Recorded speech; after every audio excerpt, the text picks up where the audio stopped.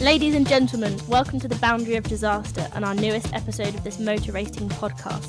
It's Ellie here, and I'm taking the reins from Dad as he recovers from a hangover from a wedding yesterday. Joining us tonight is Matt Willis. Hello. And Adam Berry. Hello. Our plan for the podcast is to discuss the very latest news in the racing world and welcome some incredible guests to chat about their careers and our sport in general.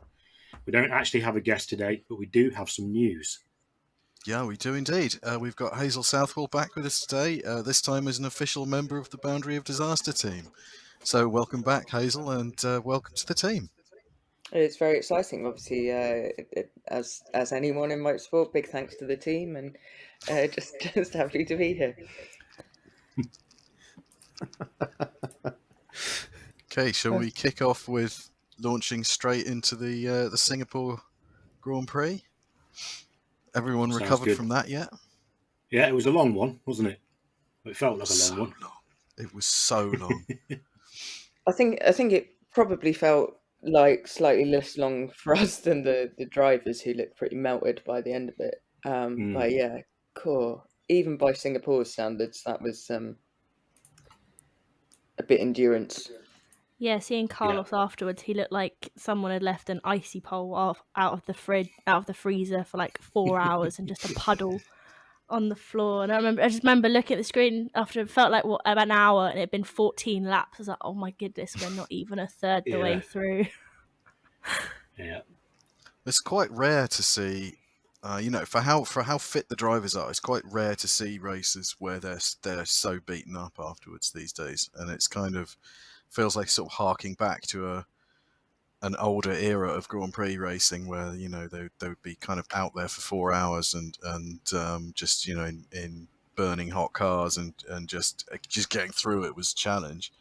And I think it felt like most of the drivers, like Checo, credit to Checo, who did an amazing job. Not quite flawless, I think, as we'll come to.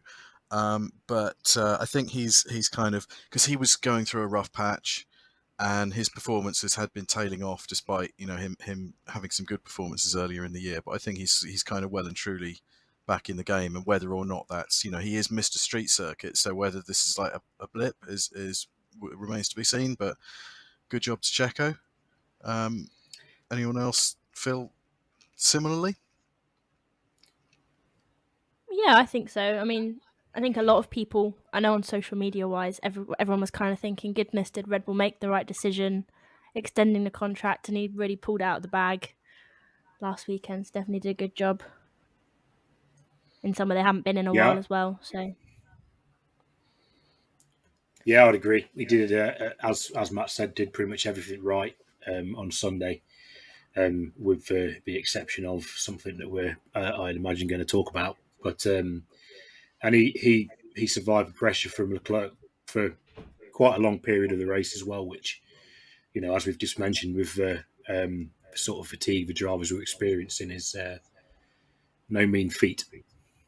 I still think it's quite impressive that Leclerc managed to drop from 0.3 of a second back and thinking, yeah, he's going to take the lead, to over 7 seconds was a bit disheartening for us Ferrari fans. Definitely. So did he just kind of use his tyres too hard, trying to get past those sort of for those few laps, and then couldn't hold the pace, or was it the pace of the car, or was it physical? Know. No, I'm not sure. Probably a bit of both, I'd expect. But no, I'm not entirely sure why. I don't remember him saying anything about it in the post-race. So, why Charles dropped back? He said his phrase was, "I degraded myself." Oh, fair enough. Like we're saying, it's a hard race. It's a hot race, so no wonder. Yeah, and apparently that was literally it. He said it in the cool-down room, right. Yeah. So yes, suffering driver degradation, particularly severe form of drop-off. I can really sympathise with him. Yeah, I think I lost a bit of interest by that point, so I'm not surprised. But it's quite rare when you've got a car with a pace advantage that's kind of closing on the one in front, unless they finish their tyres. It feels like it's quite an unusual thing for them to then kind of, drop back. But then I think Checo was on top of it for he had a few lockups when he was really under pressure, but he was on top of it, and he soaked up the pressure. And I don't know, maybe it's a I don't know, the fact that he's used to he's maybe kind of used to the hot climate as well, and maybe a little bit more able to cope with that than some of the other drivers, perhaps from a European background, maybe. But who knows? But I just think, Checo was one of the very few drivers who actually, barely put a foot wrong all day. I think Norris was another. I'd agree with Norris. He had a very clean, solid race, I think, anyway. I mean, Ricciardo had a bit of an under the radar race as well, didn't he, when you think about it? Yeah, well, I think everyone in front of him retired, so he had a pretty decent finishing position. Yeah. McLaren also had. Normally, it's McLaren who pit the second before a red flag, or decide to make what turns out to be just the worst strategy call. And similarly, actually, for Aston Martin, but both their teams had really good. They stayed out longer on the inters, so they were able to take advantage of the free pit stop when safety cars started happening. They managed the whole race really well. Like both, there's been quite a lot of weekends this year where both Aston Martin and McLaren, neither of whom are really where they were last year or where they would like to be in terms of the order, have lost things just through bad strategy calls, some bad luck, some just unfortunate things. And yeah, both of the teams overall had really good weekends there, unlike Alpine. Didn't Lance come 6th or 7th? Yeah, their best. I think it was. Year, I think. Yeah, it was, and Seb was 7th, wasn't he? I think. I know they came back to back like Lando and Danny did, but I can't remember if it was 6th and 7th or 7th and 8th. Or think it but might it was be again. 6th and 7th. It was just. I think it was weird conditions, or it was unique conditions. I think it's fair to say, in that you had this partly wet, partly dry track that just stayed that way for the whole race, pretty much, and it was kind of damp offline, and there was a dry racing line, which just made for some really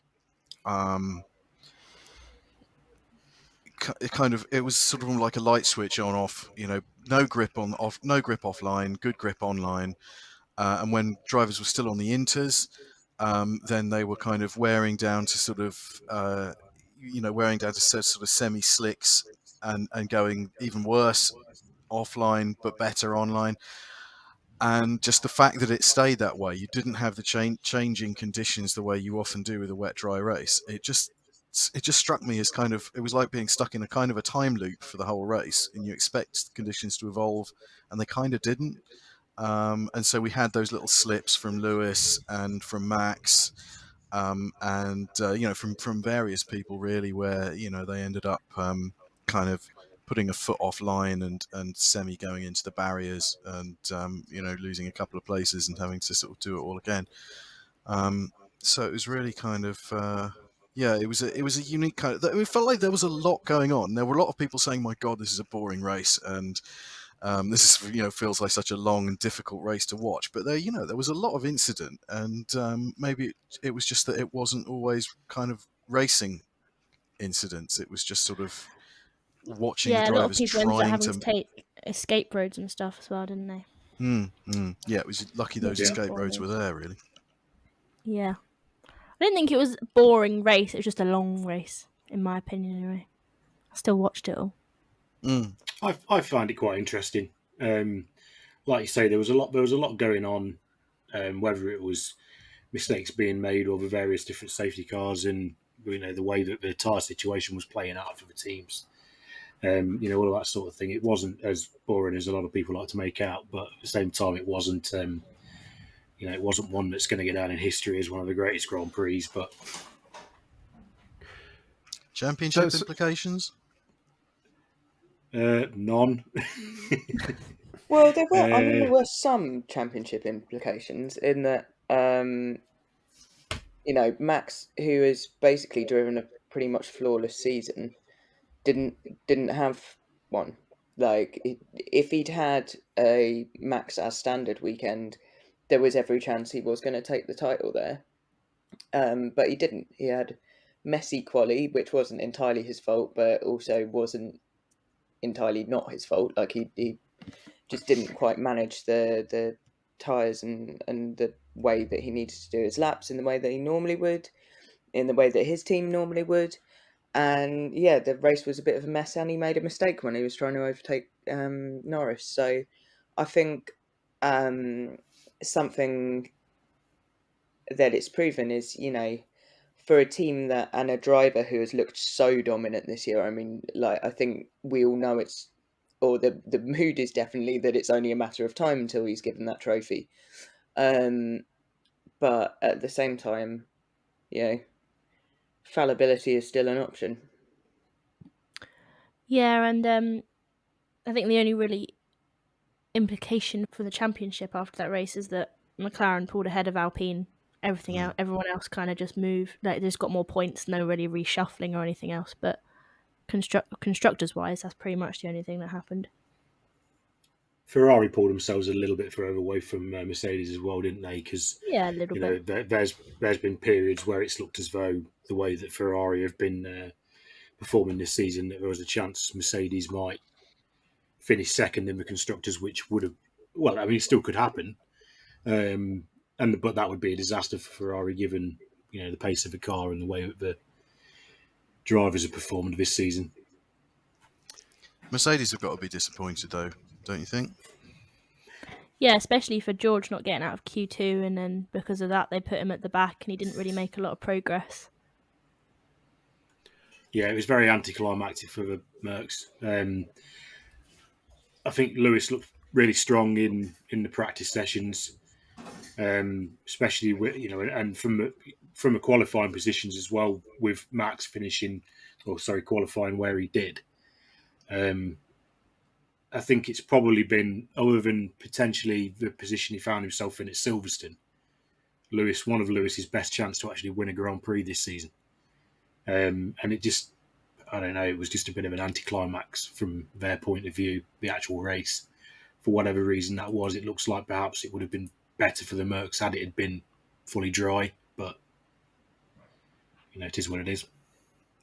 I think the Mercedes is just, I mean, maybe it being dry would have been an advantage. I don't honestly know. I think by the time they got to the race, George was a bit done, just by the choices that had to be made because he hadn't got out of Q2. And I think, although everyone was quite optimistic that there was a chance that Hamilton could take the win, and if he had got pole, maybe. But I also think the speed with which the Red Bull roared past the Ferrari, I don't know how realistic it would have been for. I mean, maybe the Mercedes could have kept the Ferraris behind, but I'm not really convinced that there's anything that can challenge the Red Bull, even on a street circuit. And if it had been dry, there would have been a lot more overtaking as well. Mm-hmm.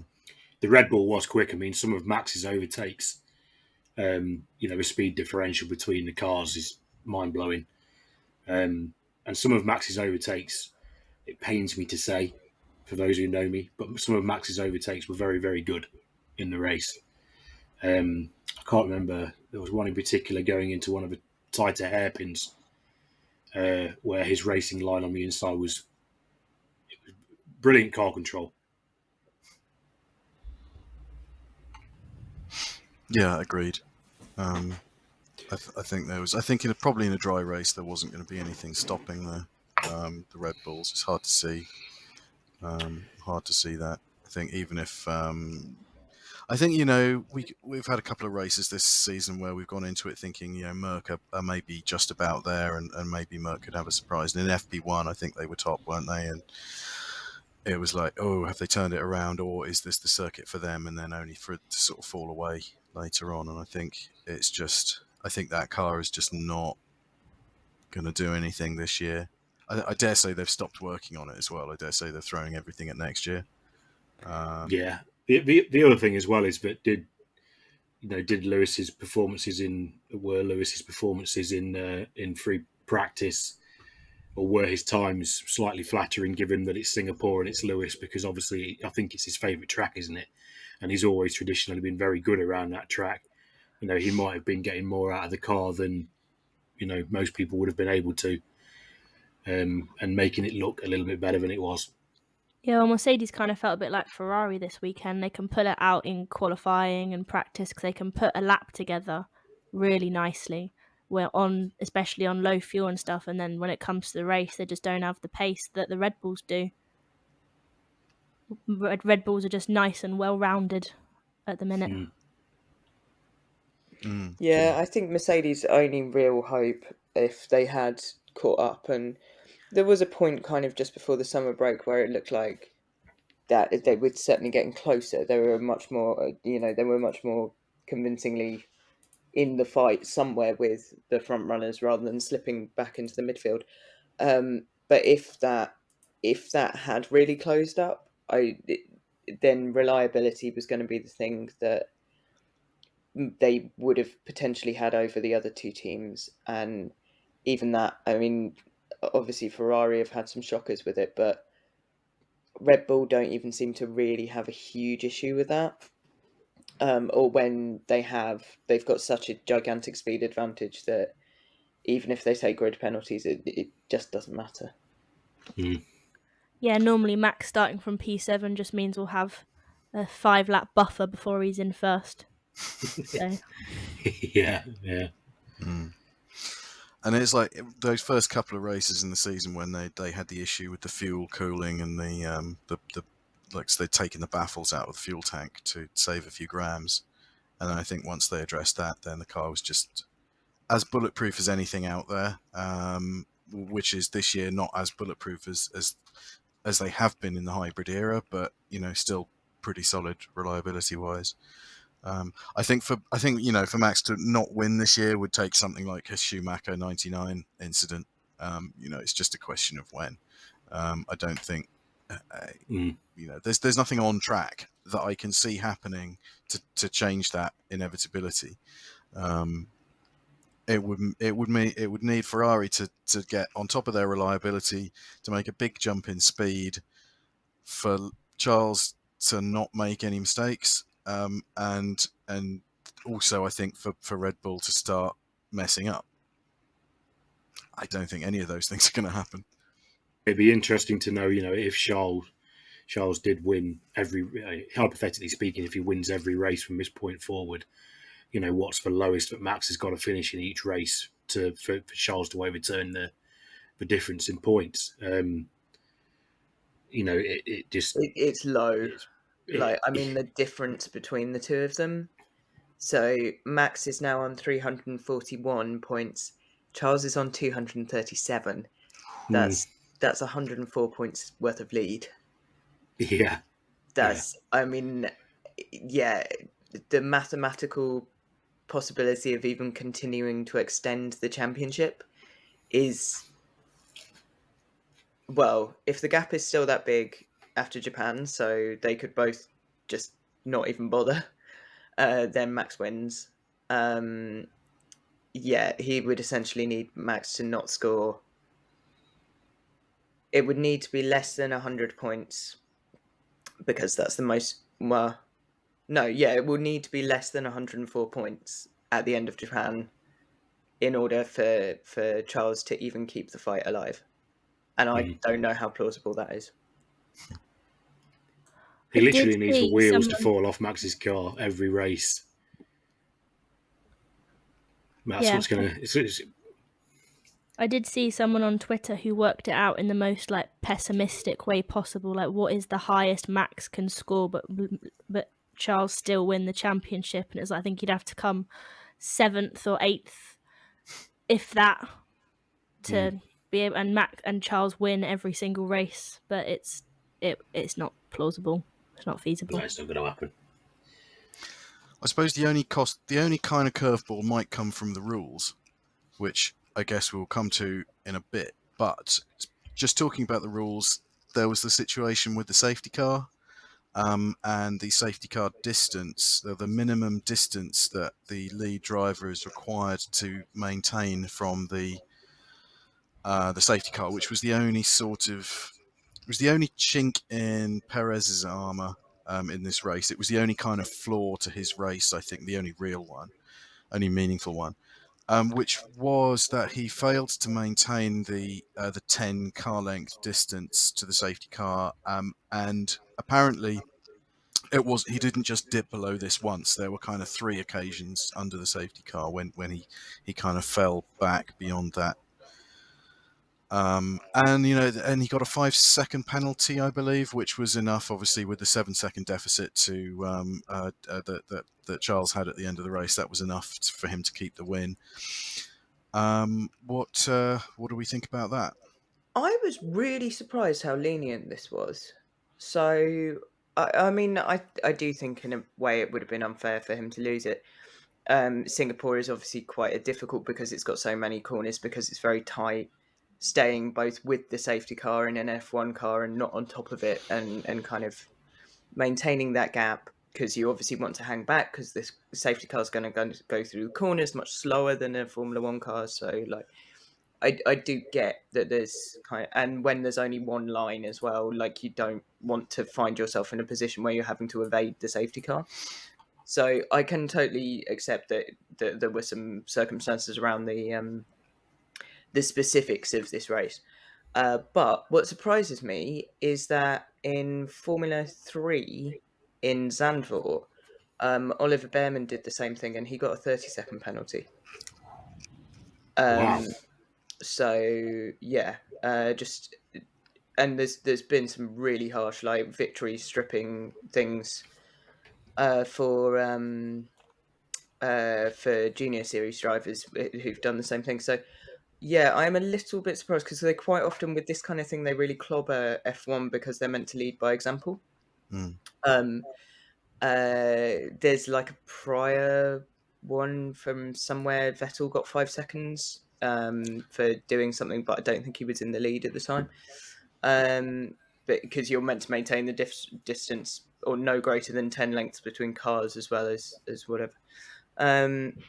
Once you're in a queue, but I'm a little bit surprised that they didn't, just out of principle, throw the book at Perez, just because that does tend to be how they behave when it's something that they punish juniors, and or like when it's such a standardized FIA rule across series. Yeah, and I mean, there was Vettel in Hungary in 2010. I think he got a drive-through actually for that one, and it did pretty much cost him the win. It was a slightly different situation, you say, because he was in second at the time and Webber was in the lead, and for whatever reason, Webber didn't drop back from the safety car when it was signalled that the safety car was coming in, and for whatever reason, he stuck fairly close to the safety car, and I think Seb expected him to drop back, and he dropped back, and I think it was only briefly beyond that 10 car length distance. But yeah, he got it was a drive-through penalty. So what's the loss with a drive-through? It's like 30 seconds or something. Yeah, so that was why Bearman's was so big. It was because it was a post-race converted drive-through. Right. Yeah, so that's obviously the standard penalty, and it was slightly weird as well in which the way in which the stewards was that they immediately announced that it would be investigated after the race, when they still had hours and hours of race left in which to come to a decision, which suggested actually that maybe they wanted to talk to Perez, get his side of it. I don't know. But also, and then they kind of said that they accepted that there was a clear infringement. They took his mitigation, his sort of plea of mitigation was that the conditions were such that he had that it was unsafe to not maintain that distance, and they kind of said that they rejected that argument, but then they kind of took it into account anyway. and so it was a bit strange. It was another kind of one of those it left a slightly bitter taste in the mouth from the way it was handled, I felt. Don't know if It that's kind of feels like in was it Abu Dhabi or no, Jeddah, when they came over when Michael Massey came over the radio and said, "What position would you like to start in?" It all kind of feels very similar vibes to that, in my opinion. Like, let's ask them what they did. Oh, we say we did nothing wrong. Okay, then that's what we'll go with. I think their statement was one of the funniest parts, where they sort of said, we don't think it was affected by the weather, but we accept that it could have been affected by the weather. Yeah. And it was just a little bit contradictory of, the statement contradicted itself.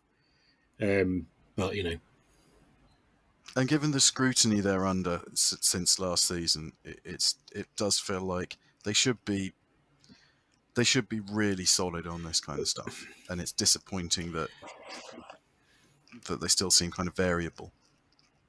And as Hazel says, just generally, there was also quite a lot of questionable behaviour behind the safety car. There was quite a few drivers really pulling alongside other drivers, or even seemingly possibly getting ahead. Generally, and I don't think it's totally unreasonable to give a bit of allowance for the constraints of the track in Singapore, especially in the wet.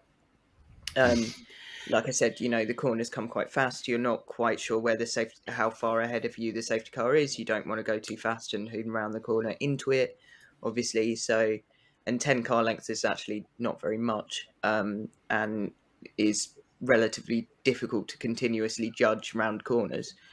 And I also think, various factors like the driver's exhaustion, concentration, that kind of thing. The other thing, of course, was sloppy behaviour, but it was sort of unusually sloppy. It's pretty rare for drivers, no matter how awful you might think some drivers that have been in F1 have been. At least since the 2010s, there really haven't been that many who are properly, completely, totally inexperienced or whatever. So very few Takianus. But the just unusually bad driving, and throughout the whole Grand Prix. I mean, because I made a joke on Twitter a couple of days beforehand, because a lot of people were saying that a lot of F1 Twitter won't have seen the Singapore Grand Prix because the last one was in 2019, and obviously lots of people kind of got into F1 over lockdown,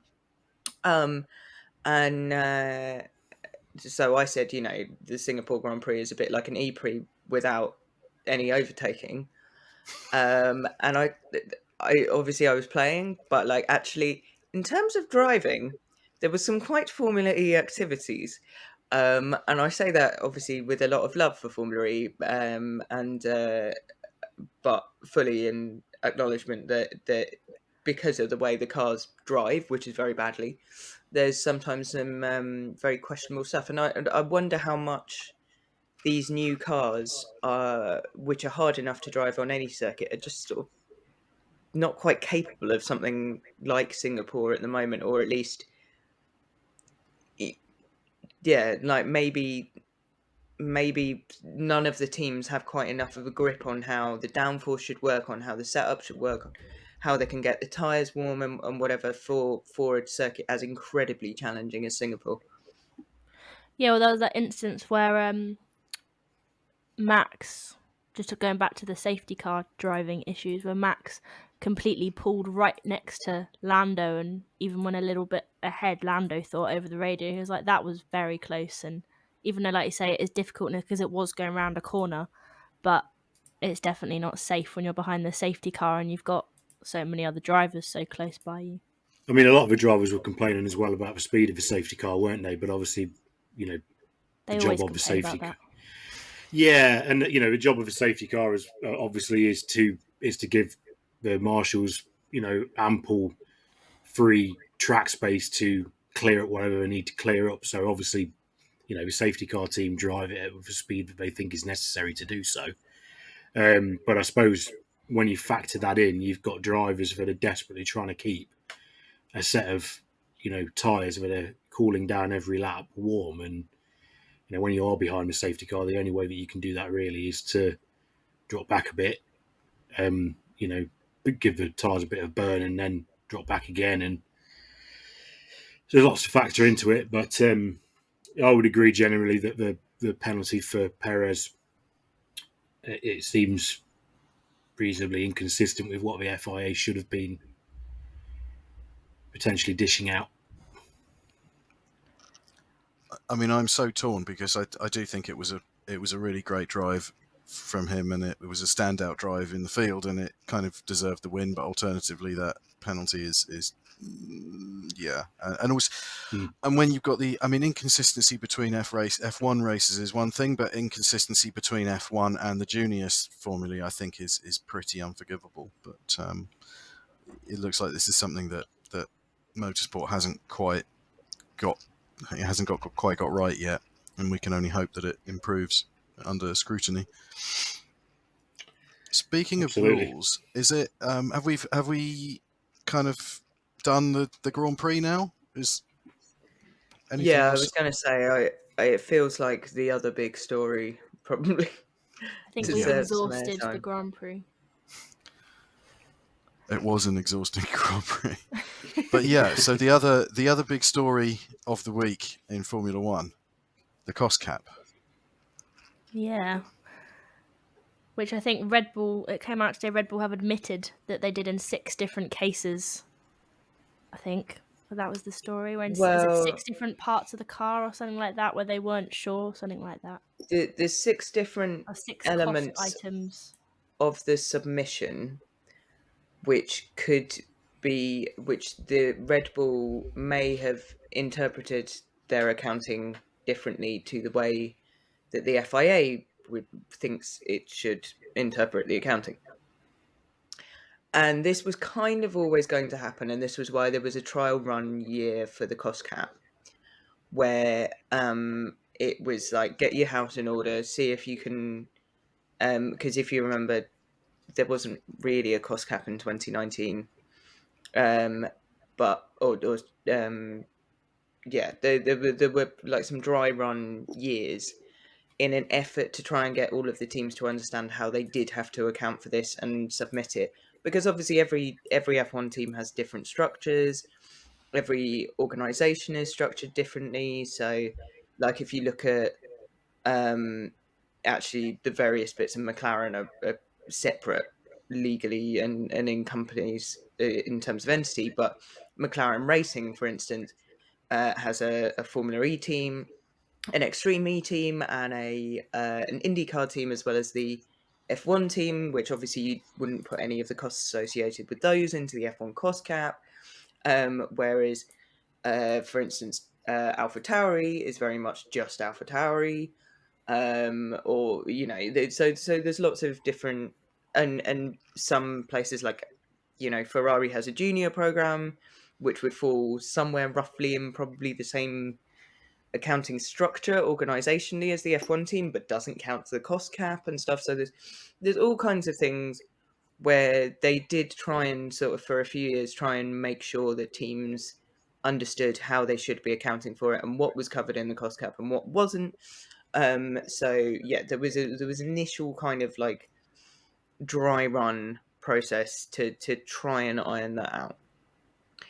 What seems to have happened, and it seems to be around, Red Bull obviously started Red Bull powertrains in an effort to deal with the fact Honda were leaving. Red Bull powertrains is not covered by the F1 cost cap, or it's covered by a different cap. It wouldn't be covered by the F1 team cost cap. But whether any of that has somehow been misaccounted, or like where things should be balanced, how Red Bull is classifying things, it could be that these are all completely normal queries. There are probably some with every team, or it could be that they're not. I mean, this was my conspiracy theory when the whole Porsche thing broke down with Red Bull, and I was kind of thinking for the whole time, if they've got this deal with Porsche, which has been kind of bubbling away for some time, and then there's also this separate thing going on of Honda saying, well, actually, we're not quite pulling out. We're still going to maintain a presence and so on. So I think, well, what on earth was Red Bull powertrains actually for? What were they proceeding with it for?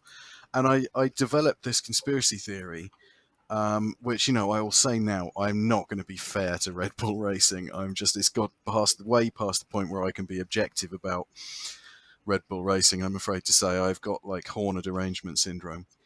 And I was kind of thinking that Red Bull powertrains, there's probably scope there for cheating the cost cap if you've got things like, well, power unit integration, cooling, associated systems, stuff like that, which kind of is sort of halfway between, is in that kind of, not a grey area as such, but the power unit and the chassis are not a discrete thing. They are designed to work together. So, and you've got this cost cap. I mean, tell that to McLaren. Yeah, fair point. Just if there's any lawyers listening, it's alleged breaches of the cost cap, not cheating, Mr. Willis. Yes, and it's creative. Is that not just the same thing? No, let's. They're only alleged. Yes, alleged. Sorry, alleged cheating. Alleged cheating. Yeah, there you go. No, just as I'm sitting here listening quietly, I'm just also thinking, yeah. I mean, to be honest, it would just a legal disclaimer. It would solve a lot of problems for me if I was in prison right now. So but it's but yeah. So and Aston Martin as well have been named as being a team that there are questions over its interpretation of the cost cap. I don't know there was a story today about Red Bull and the 6 areas. I haven't heard any more about Aston Martin, so I don't know what's going on with that side of things. I think, as far as I know, as you know, there's a huge amount of, or as people probably know, there's a huge amount of investment going into the Aston Martin Formula One team. It's building massive new facilities. I assume it's something to do with that. And the way that money's been accounted for in terms of building and personnel recruitment, probably. I suspect that personnel is going to be one of the big like sticking points that is a problem about the cost cap more than anything else. In terms of in terms of teams struggling or either having to creatively interpret which part of their organization people actually work for, or struggling to maintain headcount. We know that teams have had to move people to other areas or to restructure themselves in order to get to a headcount or a salary headcount where it's possible to account for it. And I think it's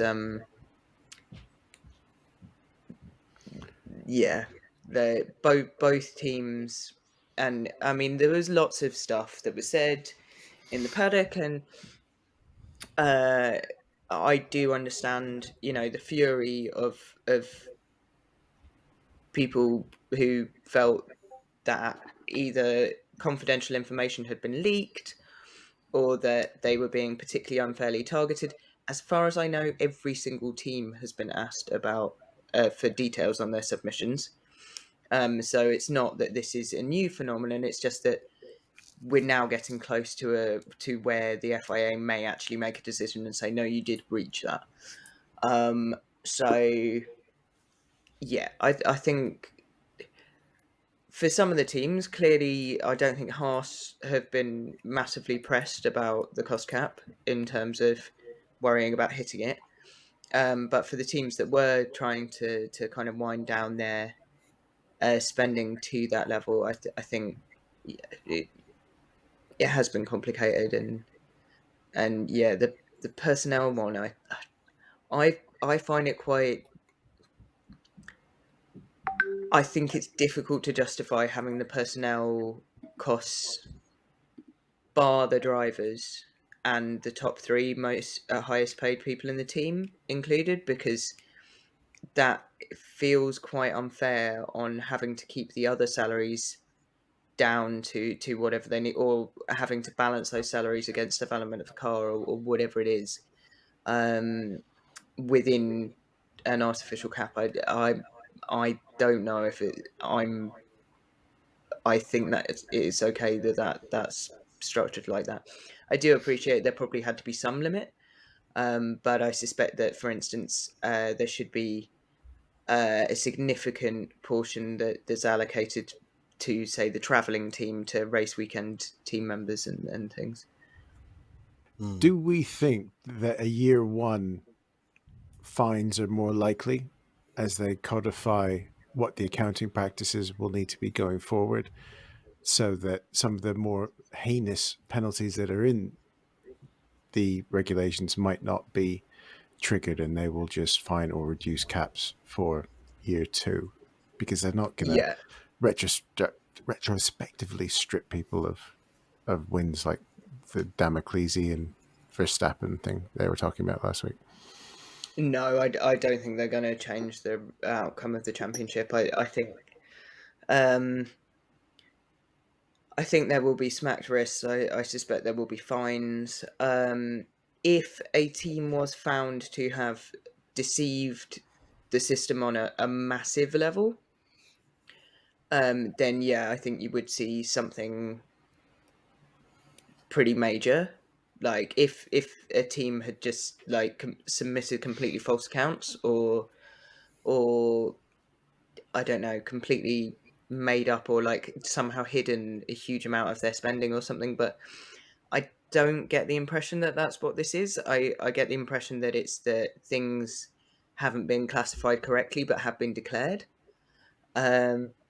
So yeah, I can't really see, although there are ultimately some very major sporting penalties, there for instances like Spygate, not for. So yeah, something on the level of Spygate but financial would probably incur those penalties. I don't get the impression that is what these are. Goodness, if Ron got a $90 million fine for being who he was, can you imagine what they do to Horner? I feel like it could be where they announce saying, yes, Red Bull have found a loophole in the rules. Nothing will happen this year, but next year this will be illegal sort of situation. Saying, well, we're not going to do anything about it now, but from now on, you can't do it. I think it's kind of interesting that a few days ago you had Christian Horner basically strongly implying that they would sue anyone who implied that there had been any wrongdoing with regard to the cost cap, and then a couple of days later they're basically saying, "Oh yeah, we did this, but we thought it was okay." So, Max saying people should shut their mouths. Stuff like it feels a little bit like the whole Racing Point as it was then, I think, response to the pink Mercedes, and they came out swinging and were very angry about that, but then the rules were changed and they weren't penalised over it, though, weren't they? I don't think. I think They were. Oh, they were. Oh Yeah. yeah. They were but- fined, weren't they? Yeah, They but were there wasn't fined it and they over like lost brake championship ducts or points. something. Yeah, I mean it was interesting. I mean, because that's a good example actually. So like, for instance, completely cloning another team's car wasn't really the problem, and what it came down to was some very specific interpretations of these very specific brake duct parts, Yeah. which yeah, it feels like this is a similar thing. So like, if Racing Point had like basically 3D printed the Mercedes, then maybe there would have been, or like it initially people were saying, either Mercedes had sold it to them, or it was this huge piece of espionage to have just completely reproduced it. And what it came down to was an incredibly technical detail, and the consequences were quite significant. But nevertheless, yeah, I suspect, this is going to be similar. It'll be everyone's implying, that Red Bull were able to maintain this level of development that they had throughout the season last year that has fed into this year, that they've, colossally cheated, that they've kept personnel where other teams had to get rid of them, that there's been, some colossal piece of cheating. And it's going to come down to kind of like Red Bull said that this was spending on marketing, and the FIA say that actually it's spending on racing functions or something. It feels a little bit like, with the Racing Point situation, it felt a little bit like getting Al Capone on his on tax avoidance. But maybe that's probably that's for the lawyers, that comparison is unfair. But yeah, I mean, it has implications. It has implications for last year's championship, and it has implications for this year's championship, because it's all about the development and the sort of the share of development that you can put on this year's car and last year's car, or is it last year's car and this year's car, retrospectively. But you're right. I mean, it doesn't sound like what is being talked about is really kind of huge. But it does, given how tight things were at the end of the day, you can understand people feeling aggrieved, particularly over Mercedes. I think a lot, people didn't have trouble feeling aggrieved over last year, but, it does feel like it's another thing that just adds to that slight question mark, and just, not great taste in the mouth, I think. Moving us on, Adam. Hello. How was your experience of getting tickets for the Grand Prix next year, that we all decided we were going to go to the 6 hours of Silverstone that we can't go to now? Because it ain't happening. Yeah.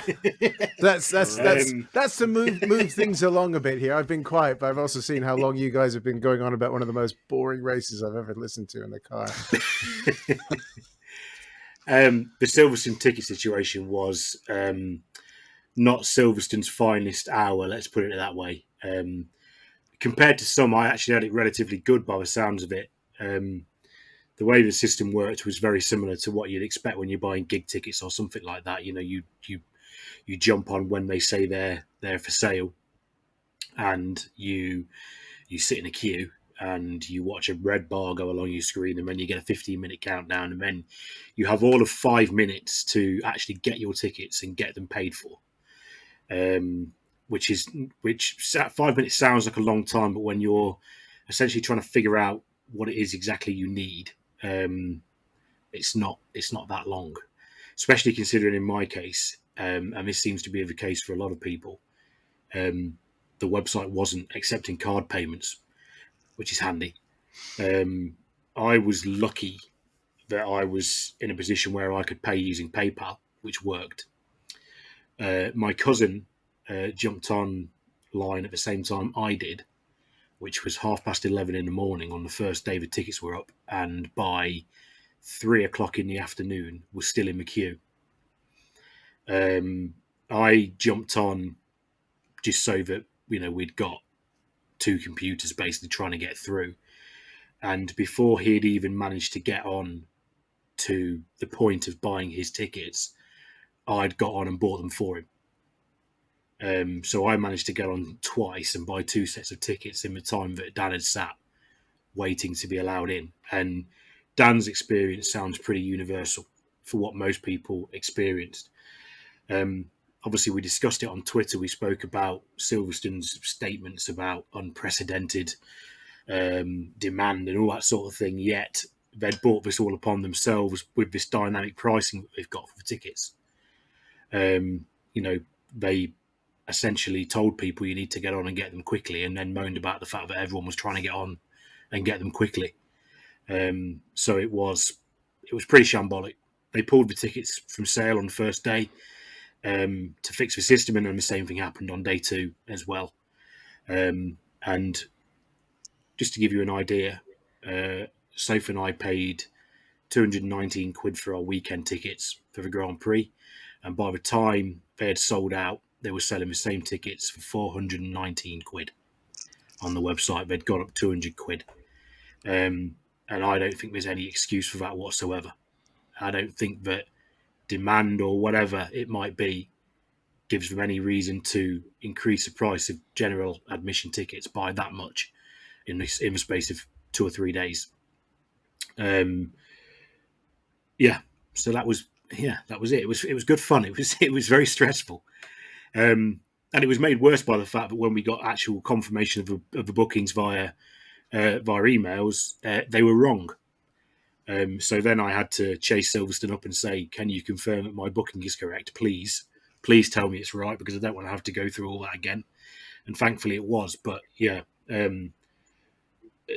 not that they will, but I think Silverstone have got an awful lot to answer for. Some of the dynamic pricing in particular is something that I do not think they should be allowed to do. I think they should set a price. They should tell people what those tickets are going to cost before they go on sale, and that's what they should stay at. Completely agree, because people have to budget for it, and it feels like that. Do you remember that weird kind of sudden death qualifying that they tried a few years ago? That was a complete and utter failure. It kind of feels like buying tickets, but that. And that you just have this kind of race, and like the next step is what, maybe just making people fight for tickets, or something like that. It's just like, Silverstone, what are you playing at? And I know they're a business and everything, but they don't have to like advertise being evil just because of that. Yeah. I mean, it as you say, my wife and I are not in a position where we can just we can just spend that sort of money. We save for it all year round. We both put a little bit of money in a pot every month, and that is what we use to buy our tickets.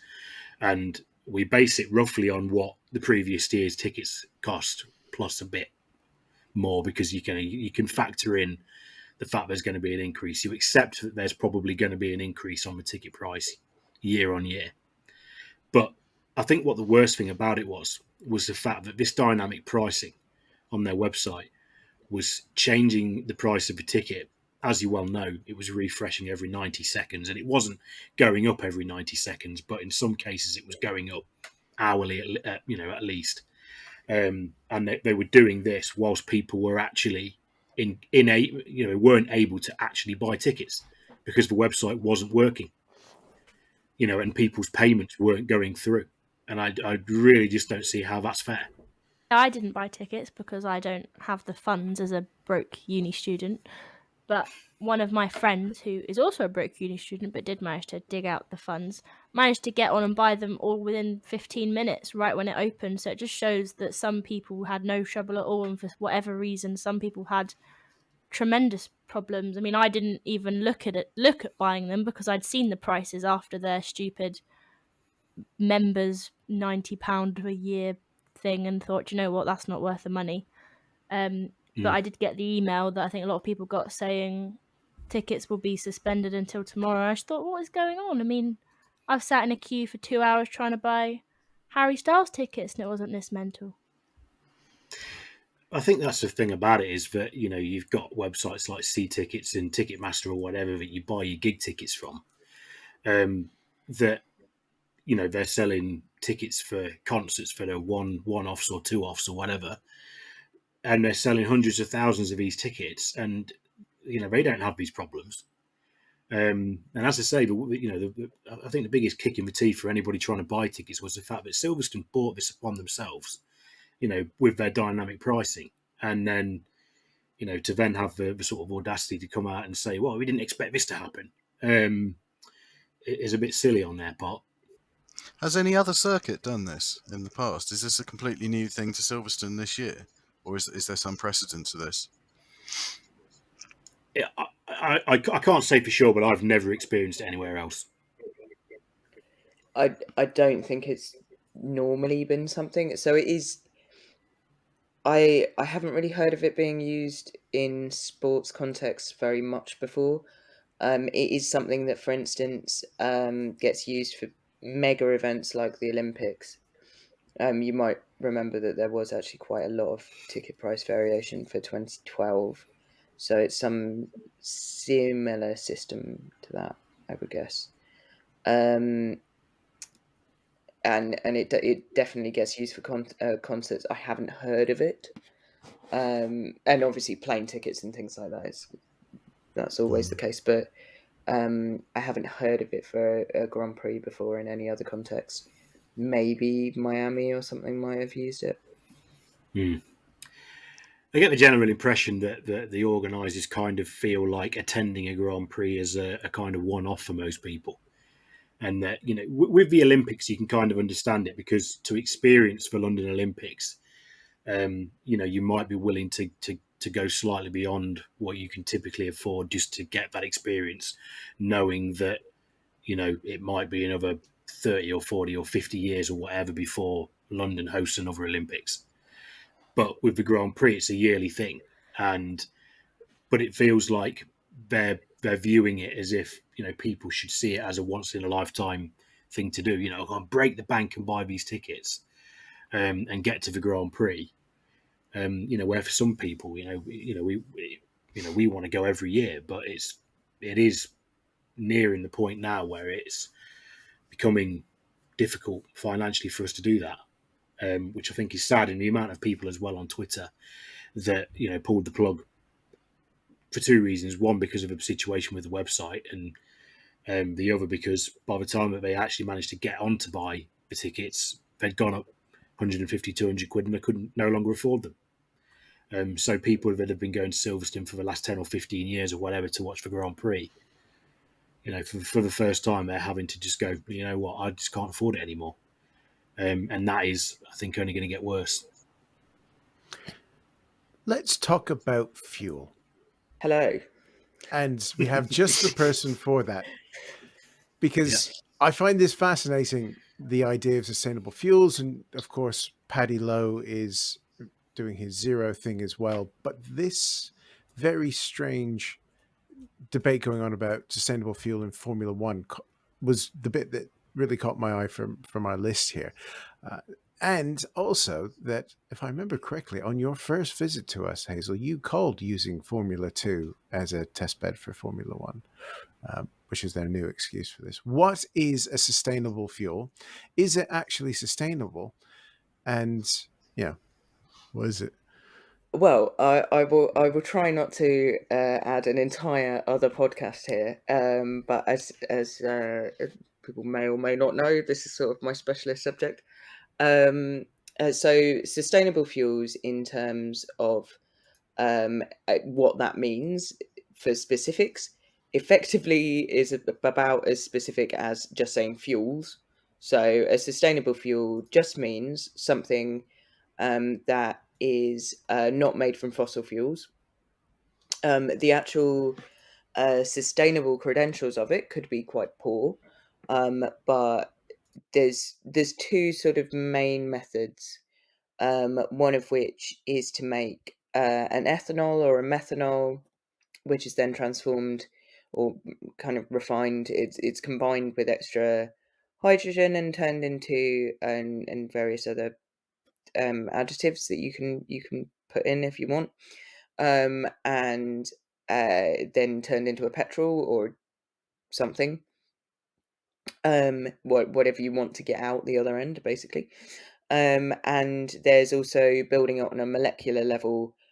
So all fuels are just all kind of the type of hydrocarbon fuels that we've been using in combustion engines are just hydrogen and carbon in various strings.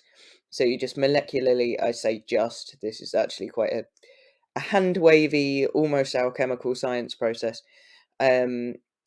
where hydrogen and carbon, preferably from carbon capture, and preferably green hydrogen from that's been generated from electrolysis with water, splitting water into hydrogen and oxygen. are combined to make a fuel that, in theory, because of the carbon that you are removing from the atmosphere, has potential to be carbon neutral, or depending on the carbon capture, even negative. But in reality, that's very rarely actually where the carbon is coming from at the moment, and direct carbon capture is very, very small. So the difference between sustainable fuels and regular fuels is very little. They're lower, so you can make them, as we've seen with Sebastian Vettel running some old cars but using sustainable fuel in them at Grand Prix this year. The Williams and the very old Aston Martin, the Green P. He got sustainable fuel companies to brew some up for both of them. Le Mans ran on sustainable fuel this year based on from a wine runoff product. There have been sustainable fuels introduced, or percentages of sustainable fuels. Often that means increased ethanol, such as has happened in Formula One this year. Obviously, they moved from 5% ethanol to 10% ethanol in the fuel mix. But yeah, it effectively, what it means is a hopefully less harmful fuel. So either it will have come from a process that introduces no additional fossil carbon into the atmosphere, which does make a meaningful difference, because the less fossil fuels we dig up, the better. Or it could even come from a process that, although it won't be energy neutral, could be potentially getting close to carbon neutral. None of them are perfect, and it's not a simple solution. It's also quite, you can make the biofuels on quite a decently mass scale now. Certainly nothing like the kind of existing oil industry, but like you can generate a pretty sizable amount. Synthetic fuels, the molecular constructed fuels, are much lower volume at the minute, and are much more expensive to try and do, both in terms of the energy that you have to put in, because of course you don't get more energy out than you put into making a fuel. And that's why fossil fuels are so great and convenient, because the earth put a lot of pressure and heat and time into them. But yeah, so when we're constructing new fuels, there's a lot of complications, and there's a lot of various things. The reason that they haven't really been introduced in Formula One so far is partly because sustainable fuels have not really been part of a conversation for a significant amount of time. And the other reason is that they are lower energy. They are potentially harder to consistently make, and of course Formula One fuel mixes have to be completely exact, the same as they always are when they're homologated at the start of the year with the fluid suppliers for each team. And yeah, there are definitely some challenges in introducing sustainable fuels to a series as incredibly sort of exact in terms of what it needs as Formula One is. So 2026 is realistic then, instead of, what was it next year? It was originally supposed to be, wasn't it? Yeah, I mean, I would say yes, it probably is realistic in terms of although the teams can start developing now with their fuel providers, and of course the power unit specifications are out for 2026. It's not a trivial thing to make an F1 grade fuel, whatever you're doing. It's especially not a trivial thing to develop a power unit that can extract the most out of a particular fuel, and to work out exactly what you need in terms of that. So in terms of the way that the fuel burns, in terms of the way that it's recovered, things like that, just exactly what they need in terms of the chambers even, and various valving solutions, they will still be running on essentially a petrol. So it will be a case of working out what is realistic for them to actually, for fuel providers like Petronas or Shell or whoever a team's provider is, what they can actually make in sufficient quantities and consistently enough, and bearing in mind that, you know, things like synthetic fuel is really being made at pathetically low volume, so you probably would, although you would probably be able to make enough for a Formula One team at the moment, it actually might be something that requires quite a considerable scale up to be able to kind of consistently deliver it all around the world as well. So yeah, it's a non-trivial process, both from the technology side in terms of designing the power units, not because chemically there will be a huge difference. As I said, you know, you can make it to whatever specification you need, so you can make something that would run in an engine from this year as things stand at the moment. It's just that it might not run to the maximum efficiency, or there might be other adaptations that have to be made. They're all things that are at the extremities of Formula One, and where you wouldn't necessarily notice it in a road car, you wouldn't notice it on a show run with an old car, but this is F1. So it's not just the case of them whacking up the E number on us and it's suddenly being sustainable. It's scale, its volume, and its consistency. Those are the sort of three kickers that are there at the moment. Yeah, and it's also, I mean, it's teams needing to make a call about whether they're going down the bioethanol route, whether they're, and the types of sustainable fuel that Formula One is talking about is, you know, if it's bioethanol, then it has to come from genuine municipal waste, or from kind of byproducts. It can't be generated in the way that an awful lot of ethanol is at the moment, which is from essentially feedstock. And if you're going down the synthetic route, then there has to be an element of carbon capture. There has to be, you know, both of those are good stipulations to have, that you can't just cheese this. But yeah,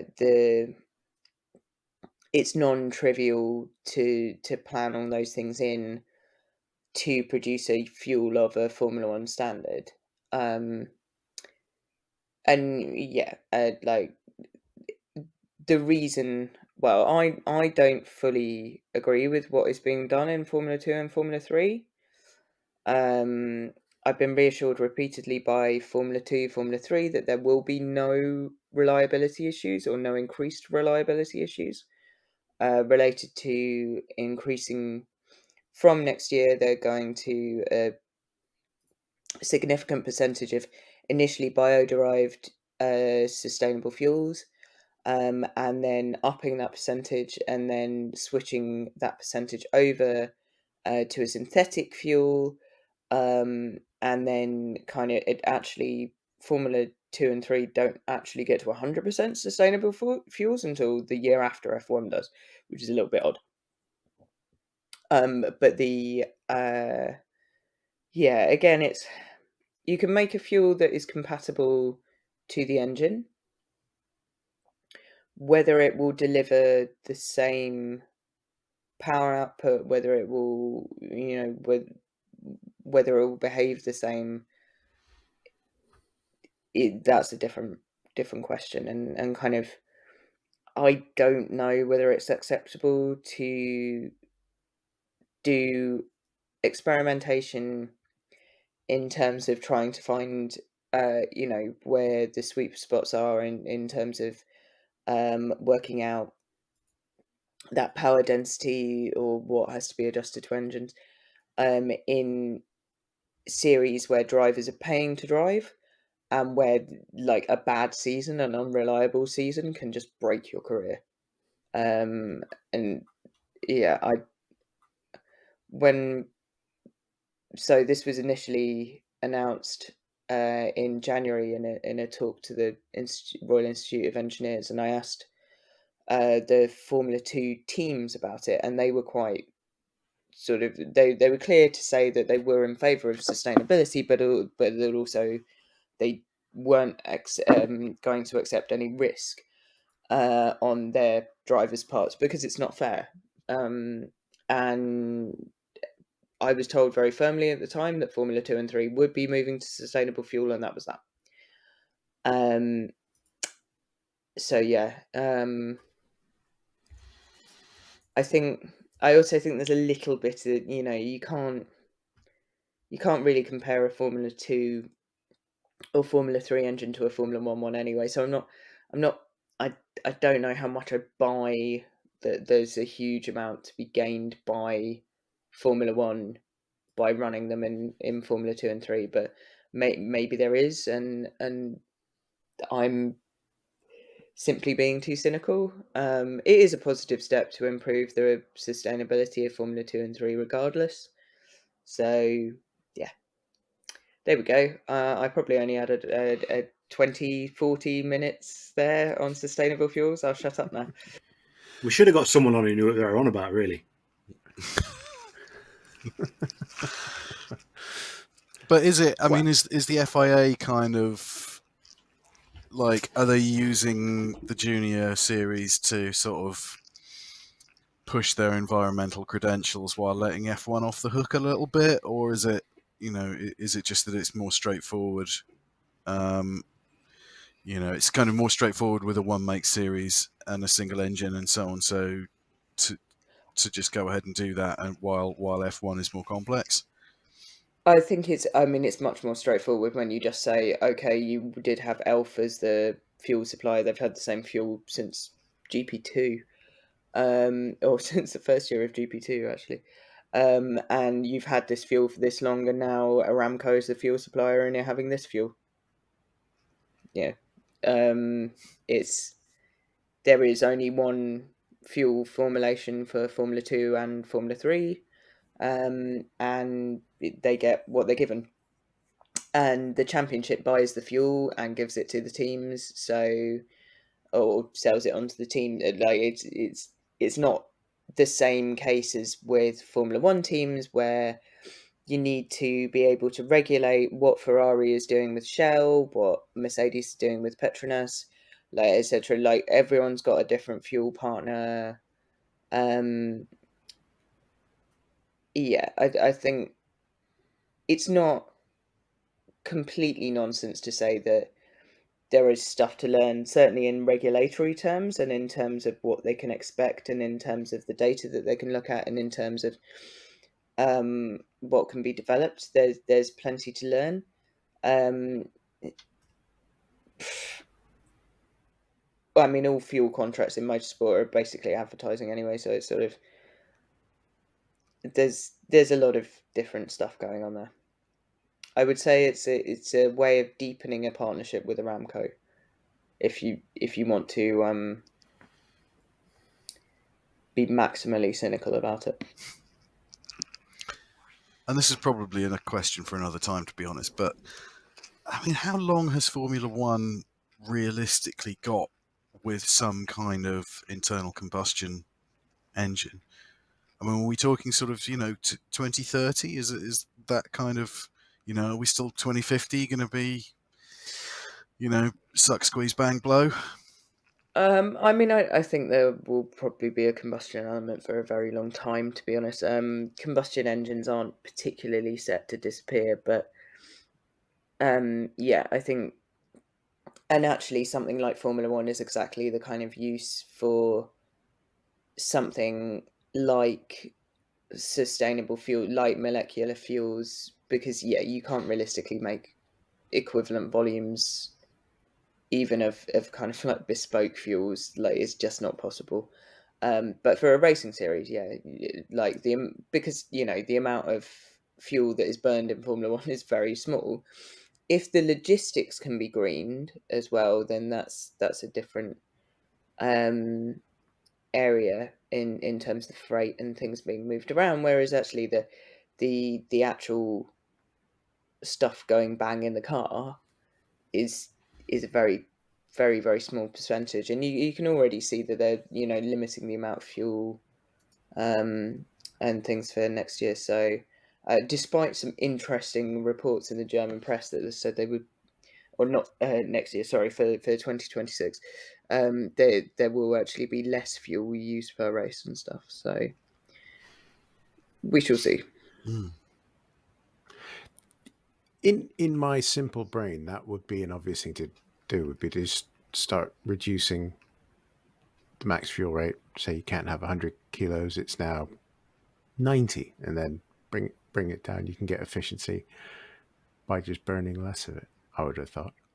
Yeah, I mean that's certainly going to be part of it, and it's why because people talk about like, oh, bring back refueling, blah blah blah, and it's never coming back. That's not happening, for lots of reasons, but one of them is the efficiency angle, and yeah, I think I mean I will stop talking because I'm aware that I can just crack on about this forever, but yeah, I think forcing the power units to prioritize efficiency over consumption is completely correct, and is the only viable way to run a racing series which is based on, or which styles itself as using the most elite, the most impressive, the most forward thinking technologies of the current day. And at one point that would have been seeing exactly how many liters you could force through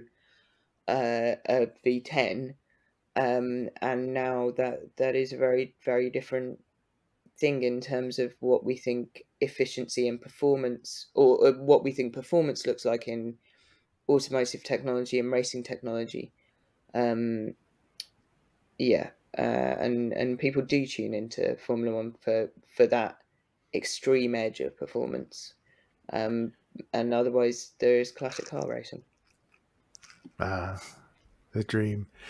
I'm very aware of time, which is why I've actually started talking to try to hurry you lot along a bit.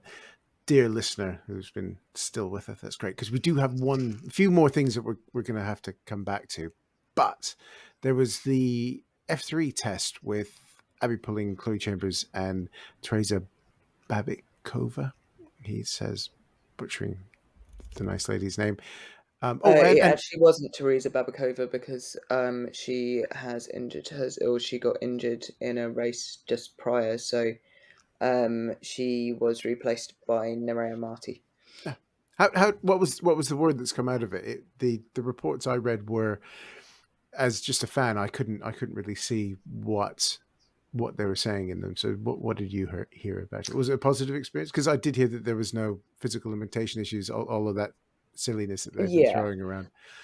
So the point of these tests is it's an assessment, it's an information gathering exercise, both for the drivers who get an opportunity to drive F3 equipment. Testing time is very important for any drivers, and also for the FIA, or for Formula 2 and Formula 3, where they can gain information about if there are physical limitations, or if there are things that for whatever reason would prevent women being competitive in Formula 3, then they can begin to flag them. Now, there have been a couple of things that have come up. One of them, Hamda Al-Kabasi, is a very short driver. She's got quite small hands, something I can relate to, although I'm the opposite of very short. And getting her into a comfortable position in the cockpit was difficult. So that's something for them to consider. That's something to look at. And also having the steering wheels where it's just a little bit easier to adjust where the driver holds them and stuff. So, but I mean, it wasn't really a limitation to her. It was just as a comfort thing. She wasn't especially comfortable. And ideally for safety, you want the driver to be comfortable. You want them to be able to easily reach all the bits of the steering wheel. You don't want them to be they will be in some stress and physical discomfort in the car because driving is physical, but you don't want them to start out that way. But yeah, the overall thing that has come out of it is that there are no reasons. There's no physical limitation on women participating in Formula 3, or Formula 2, or presumably Formula 1. I don't think that's a huge shock given the very small teenagers we see. Sort of, we've we've seen some very scrawny F2, F3, or even Formula 1 drivers. Like, if you think about 19-year-old Lando, I don't think you can possibly start assuming that no woman could match his immense physical capabilities. Or Yuki Tsunoda. Oh, exactly. Yeah, and he was really unfit when he started F1 as well.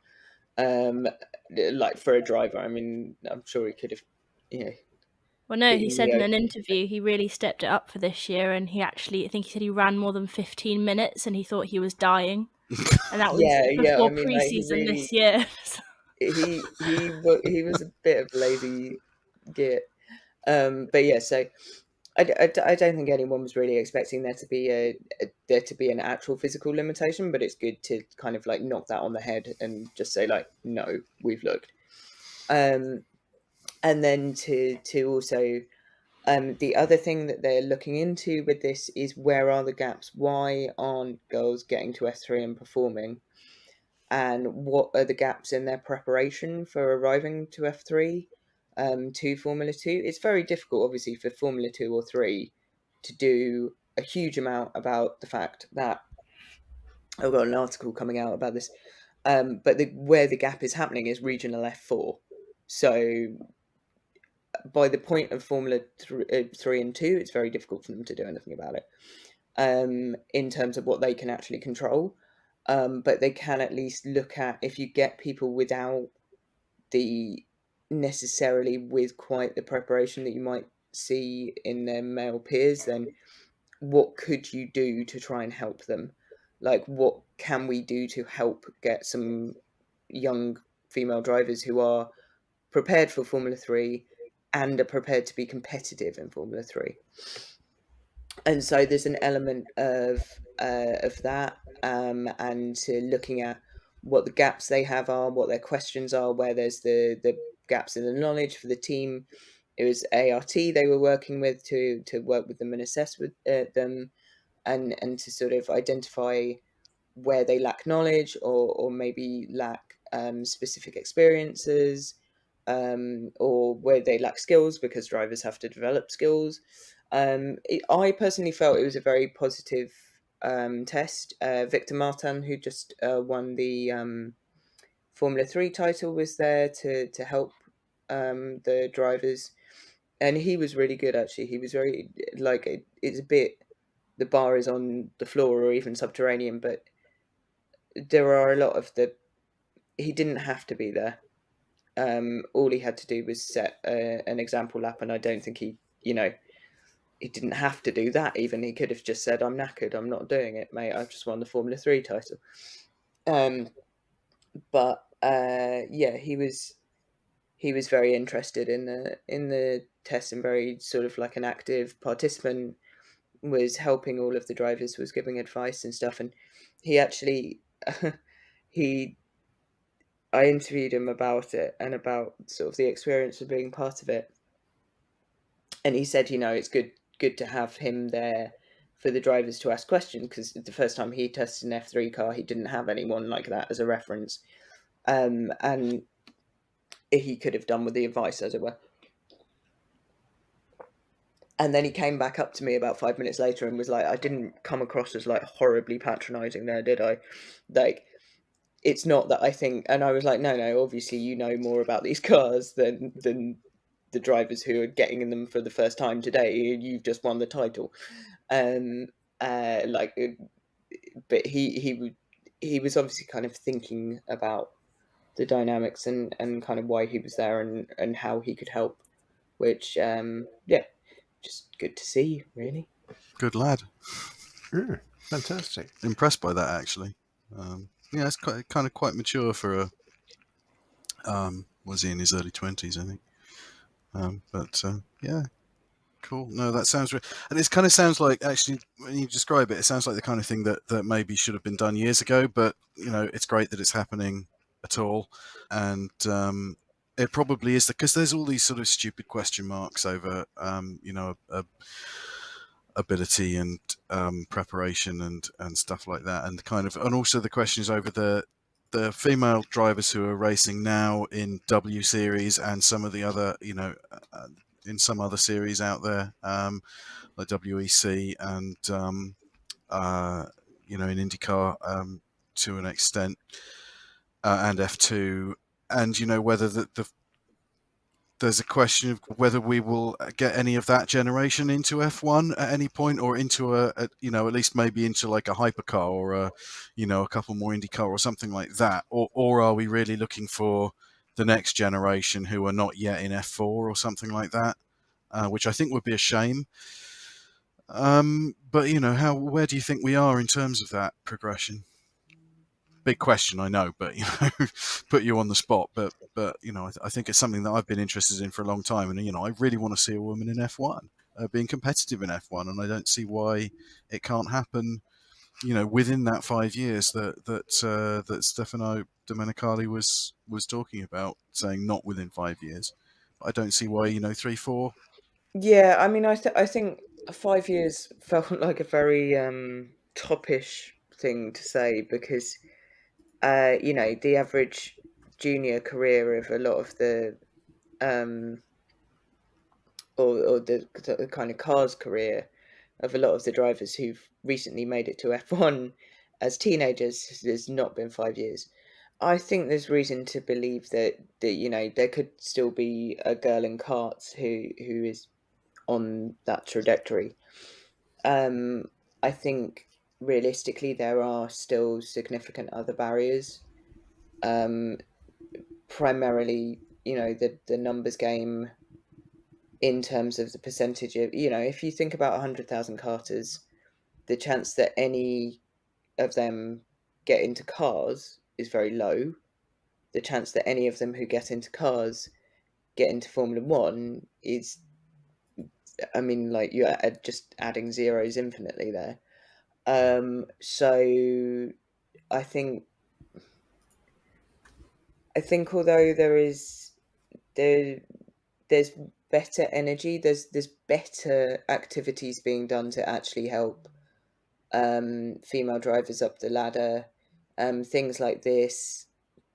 I personally think that the FIA Ferrari thing is absolutely useless, but I guess they're sort of doing something with one girl in regional F4 a year. But and W Series to actually quite a significant extent. I mean, I think obviously we're recording this during possibly the death throes of W Series, as it struggles for funding, and I think if this is the end of the series, then that's really unfortunate for lots of reasons, not least the fact there's a lot of good people working very hard in it.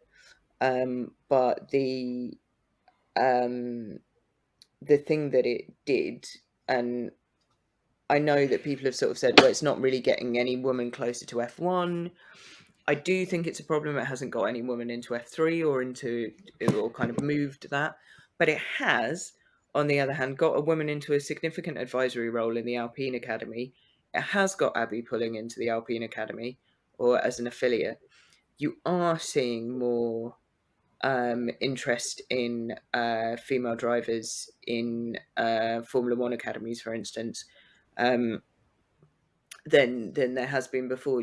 There has been a significant shift, and I think although the W Series model hasn't necessarily done kind of what it wanted to do either so far or as a whole, if this is the end of it, then but it is doing something, and there is. I think it's very. I mean, you can't really cheese someone into F1 unless you've got a billionaire dad.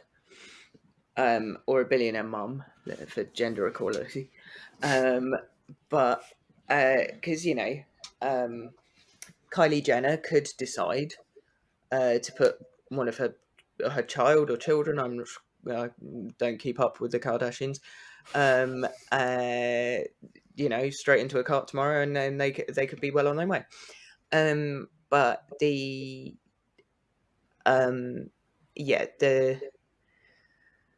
I think some of the issues are being addressed.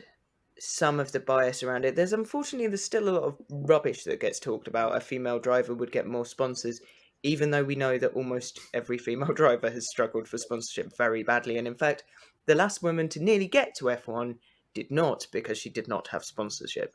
Which was Simona de Silvestro at Sauber. But yeah, I will stop rambling now. But I think there's a potential moment to capture here, and that certainly W Series has put the fire up other series in terms of like F3 and F2 needing to do more about this in a way that had sort of stagnated for quite a while.